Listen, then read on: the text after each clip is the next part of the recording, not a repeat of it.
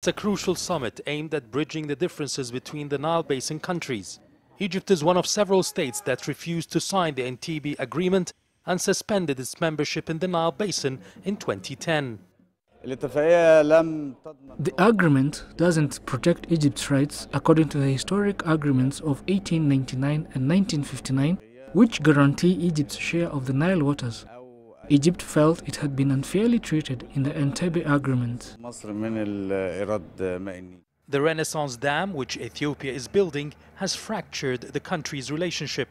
But by going to Kampala, Egyptian President Abdel Fattah El-Sisi is indicating that he's more willing than his predecessors to come up with a solution.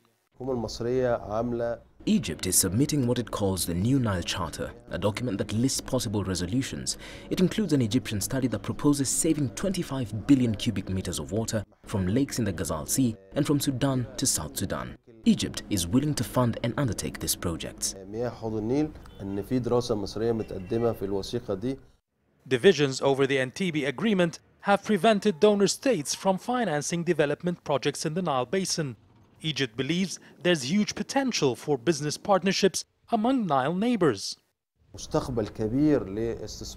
There's massive potential in partnering on agriculture projects. There's also a future for industrial investments. Egypt can provide the necessary technical assistance to other countries when it comes to expanding electricity infrastructure. But there are also other challenges. For example, the absence of banks to fund imports and exports, the lack of air freight routes and highways linking countries. Projects like the Cairo-Cape Town Road Initiative are vital to boosting trade.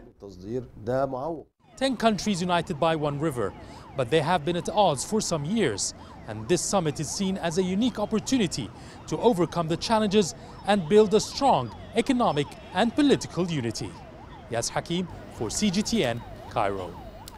Right, and so let's dig deeper into this particular summit and how it matters to all the countries right along that particular river. Here's Michael Baleke joining us from Kampala with more on that. Michael, has the summit kicked off and what has transpired so far? Hello, Rama.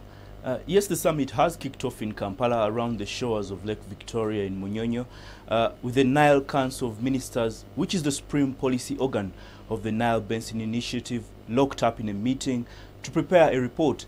This report will later today be presented to a delegation of the Nile Basin countries who are supposed to agree on the agenda and modalities of the meeting that will be, of course, the heads of state meeting that will be taking place tomorrow at State House in Entebbe. Also later today, we expect heads of state of the Nile Basin to start jetting in. And we know among those who have confirmed attendance are the Egyptian President Fattah El-Sisi, the Ethiopian Prime Minister, and of course we have also heard from media reports locally here. Indeed, unfortunately that signal has been lost, but of course we'll endeavour to get you a lot more information on that summit as it happens.